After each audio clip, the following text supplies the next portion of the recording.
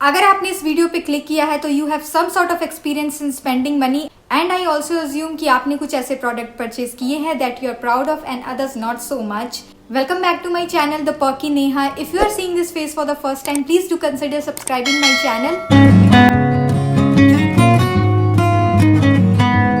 तो आज के वीडियो में मैं लेके आई हूँ some worst purchased I made so far for my skin and hair. इनमें से कुछ प्रोडक्ट इतने बुरे भी नहीं है. I do not hate them, but it did not add any value to my skin or hair either.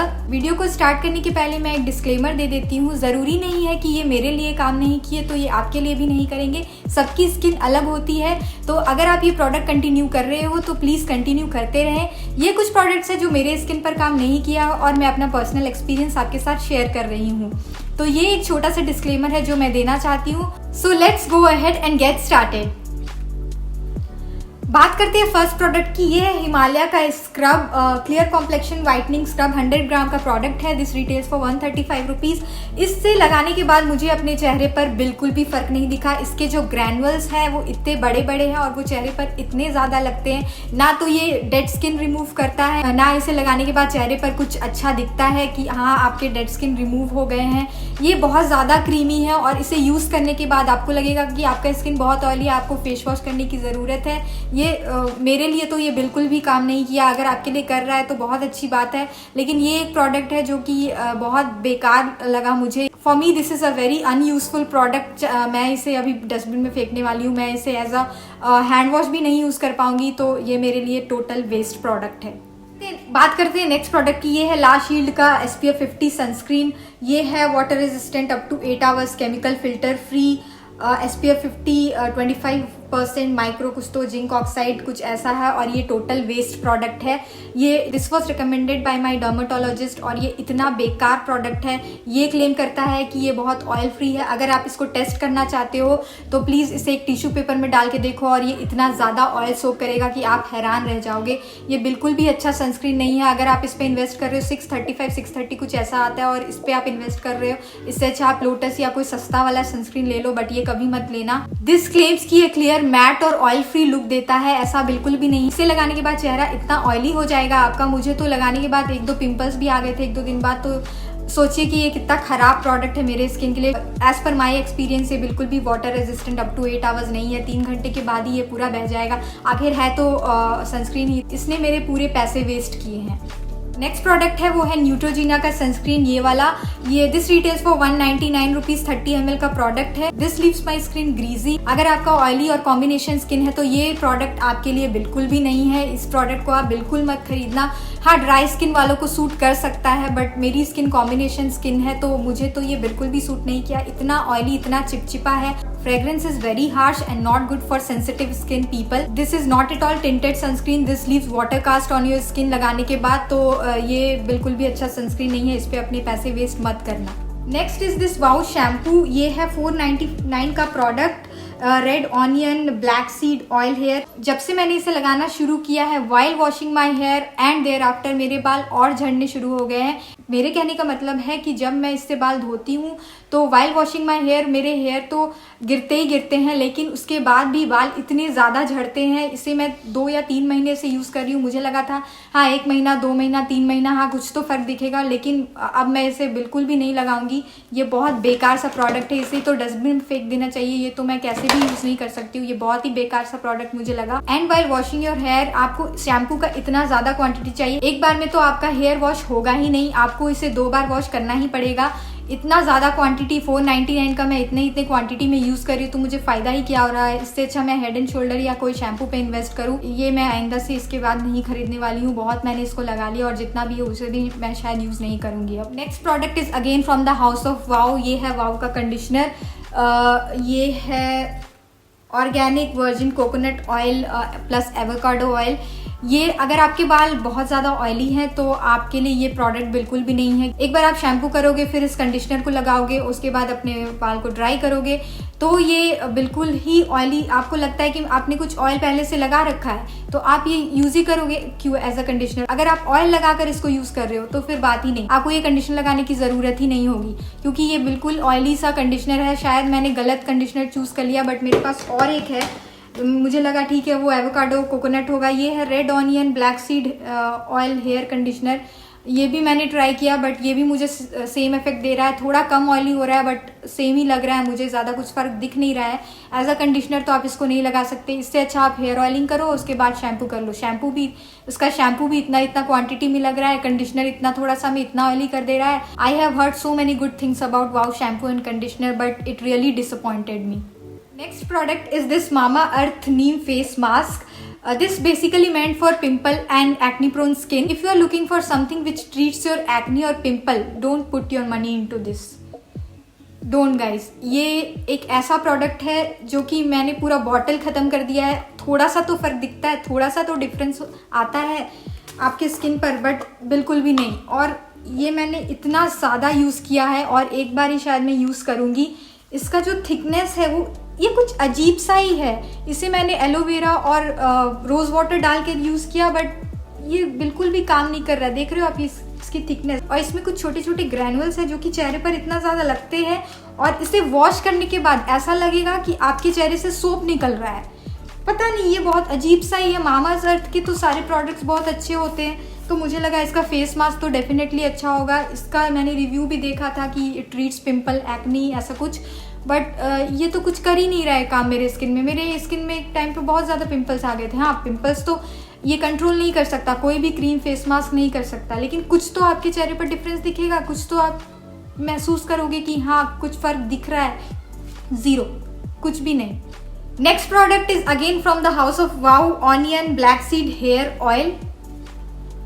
Guys, if you are sensitive to smell, this oil is not for you. इसकी जो smell है वो इतनी ज़्यादा strong है। अगर आप सोच रहे हो कि ये ऑयल आपके बालों को मैनेजेबल, शाइनी, स्मूथ बनाएगा, तो ऐसा कुछ भी नहीं है। ये कुछ भी मैजिक नहीं करता है। अगर आप इसे यूज़ करके शैम्पू कर रहे हो तो आपको बहुत ज़्यादा क्वांटिटी में शैम्पू लगेगा। ये अच्छे से नहीं जाता है, ये बहुत स्टिकी आपके बालों को छोड़ देगा। This claims that it transforms dull and weak hair, ऊपर से हेयर फॉल भी कम कर देता है, बट मुझे तो ऐसा कुछ फ़र्क नहीं दिखा। मैंने ये सेकंड बॉटल यूज़ किया क्योंकि एक बॉटल यूज़ करने के बाद आपको लगता है कि हाँ और एक यूज़ करते तो फ़र्क दिखेगा, लेकिन ये इतना ज़्यादा महंगा भी है और इससे अच्छा मैं एक नारियल तेल अपने बालों में लगा लूँ। ये मैं क्यों यूज़ करूँगी इतना महंगा, और ऊपर से इसका स्मेल धोने के बाद भी रह जाता है। तो मुझे ये कुछ इम्प्रेस नहीं किया इस ऑयल ने मुझे। इसके बारे में भी मैंने बहुत कुछ सुना था but this really disappointed me. Next product is from the house of Khadi. ये है एक hair mask, red onion black seed hair mask. इस तरह की पैकेजिंग में आता है। इसकी जो पैकेजिंग है वो बहुत ज़्यादा आपको इम्प्रेस करेगी, बहुत ज़्यादा कैची है। गोल्डन कलर का इसका कैप दिया हुआ है। इसे मैंने हाफ यूज़ किया है और मैंने इसे पूरा यूज़ क्यों नहीं किया वो मैं आपको बताऊंगी अभी। इसका जो टेक्सचर है, इसकी जो कंसिस्टेंसी है, हेयर मास्क तो होते ही है थोड़े क्रीमी, बट ये इतना ज़्यादा क्रीमी है, ऐसा लगेगा जैसे ये कोई बॉडी लोशन है, कोई कोकोनट बॉडी लोशन आप यूज़ कर रहे हो। इतना ज़्यादा ऑयली है।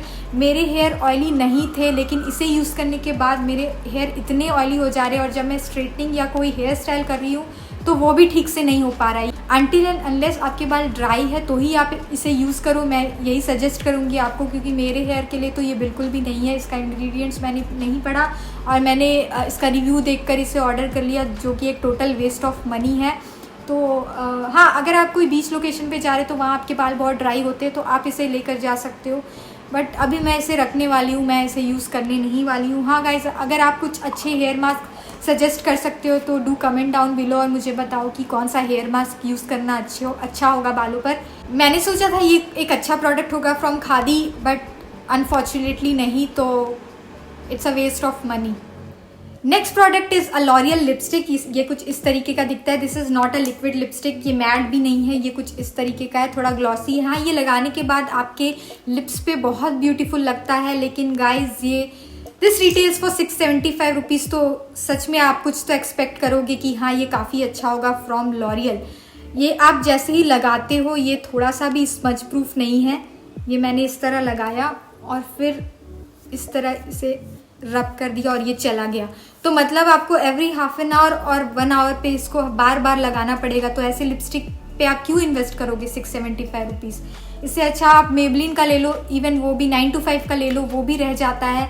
या कोई लिपस्टिक लिक्विड ले लो जो कि मेबलिन का आजकल 200-300 में आ जाता है अच्छे क्वालिटी का। लेकिन ये बहुत ही बेकार है। हाँ, अगर मैं कुछ देर के लिए लगा रही हूँ, जैसे शूट कर रही हूँ, तो मैंने ये लगा लिया, मैं वैसे ही इसको यूज़ करने वाली हूँ। ये लगाने के बाद बहुत ही ब्यूटीफुल लगता है, वही इसकी खासियत है। और जैसे ही मैंने लगाया, मुझे परफ्यूम लगाने की ज़रूरत ही नहीं है, इसकी स्मेल इतनी ज़्यादा अच्छी है। And guys, there is something wrong about the formula. इसका जो फॉर्मूला है मुझे अच्छा नहीं लगा। इतनी सारे लिपस्टिक मैंने यूज़ किए लॉरियल के, मेरे पास एक लिक्विड लिपस्टिक भी है, इतनी अच्छी तरह से लिप्स पे रहता है, स्टेन भी नहीं होता है, स्मज प्रूफ है।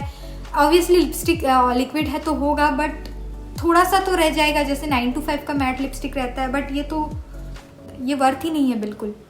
नेक्स्ट मेरे पास यहाँ 3 आईलाइनर्स हैं। बात करते हैं पहले आईलाइनर की। ये है फ्रॉम स्टेकवर की, ये पर्पल का खुद का ब्रांड है। Personally guys, I am not a fan of giant line thing. इसका जो एप्लीकेशन ब्रश है, ये इतना ज़्यादा मोटा मैं बोलूँगी है, बिल्कुल भी एप्लीकेशन इससे अच्छे से नहीं हो पाता है। मैंने इसे दूसरे ब्रश से यूज़ किया है, बट इसका ये बहुत ज़्यादा स्मज प्रूफ है, ये मैं बोलूँगी। But because of this brush मैं ये आईलाइनर को बिल्कुल ही रेट नहीं करूँगी, 10 out of शायद 6 में करूँ। बिकॉज ऑफ द ब्रश, मैं कितनी बार दूसरे आईलाइनर का ब्रश ले लेकर इसे यूज़ करूँ। ये वाटर प्रूफ है, बट जो इसका एप्लीकेशन है, I didn't like it at all.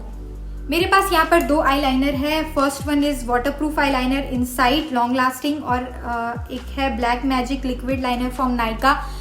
These 2 eyeliners are the worst eyeliner I have ever tried. ये जो इनसाइड का आईलाइनर है, the brush is too tiny, I can not make wing liner out of this, तो ये मुझे बिल्कुल भी अच्छा नहीं लगता है। और सेकेंड फ्रॉम नायका से तो आप ऑब्वियसली एक्सपेक्ट करोगे कि अच्छा होगा, तो मैंने ये ट्राई किया। और इसका जो एप्लीकेशन है, अगेन इससे मैं विंग लाइनर नहीं बना सकती हूँ। इसका जो ब्रश है वो बहुत ज़्यादा पतला है, और ये बिल्कुल भी स्मज प्रूफ नहीं है गाइज, मैं ये दावे के साथ कह सकती हूँ। मैंने इसे यूज़ किया और स्वेट होने के बाद ये पूरा फैल गया मेरी आंखों के ऊपर। These are pretty bad, might be मैंने अभी और आईलाइनर यूज़ नहीं किया है, but I would not recommend these eyeliner to you guys. Next product is from the house of Maybelline. Maybelline के तो प्रोडक्ट्स काफ़ी अच्छे होते हैं, उनके जो फिटमी रेंज के सारे प्रोडक्ट्स हैं वो दे आर सुपर ग्रेट। तो मैंने वही सोचकर फिटमी से ये ब्लश लिया। I am super upset by this blush because this is literally one of those worst blush I have ever tried before. If you know me, you know I am a blush girl, मुझे blush कितना पसंद है, तो वही सोचकर मैंने ये Fit Me का एक रेंज वहाँ से लिया। Usually how you apply blush, आप एक ब्रश लेते हो, उसे डैप करते हो और फिर अपने चेहरे पर लगा देते हो, और कुछ बचा हुआ होता है तो उसे भी आप डस्ट कर देते हो। लेकिन ऐसा कुछ भी नहीं है, आप इसे करते जाओ, लेकिन ये बिल्कुल भी आपको ब्लश का इफेक्ट देगा ही नहीं। मैं अपने हाथों पर आपको लगा कर दिखाती हूँ। ये मैंने इतना सारा अभी यहाँ पर लिया है और मैं यहाँ लगा रही हूँ, आप देख सकते हो। ये बिल्कुल भी पिगमेंटेड तो है ही नहीं फर्स्ट ऑफ ऑल, और मुझे ये इतना सारा लेना पड़ेगा एक पाउडर की तरह, तब जाके इसमें थोड़ा सा कलर आएगा। आप देखो मैंने कितना लिया है अभी। ऐसा नहीं है कि मैंने गलत शेड यूज़ किया है, ऐसा नहीं है। मैंने बाद में इसका रिव्यू देखा और इसका रिव्यू भी ऐसा ही है, ये बिल्कुल पाउडर की तरह जाता है। This blush is not at all pigmented, आप इसका कोई भी शेड ले लो, ये ऐसा ही है। पाउडर ब्लश होने के बाद भी थोड़ा रहता है पिगमेंट। ये फिटमी का एक ऐसा प्रोडक्ट है जो कि बहुत डिसअपॉइंट किया है मुझे, और मैं इसे दोबारा कभी भी नहीं लेने वाली हूँ। That was all about product. I did not like it and regret buying. Hope you liked it. If you liked the video, don't forget to like, share and subscribe. And if you want to see more such videos, do comment down below and you can DM me on Instagram. See you in the next one. Till then, take care. Bye bye. Like and subscribe.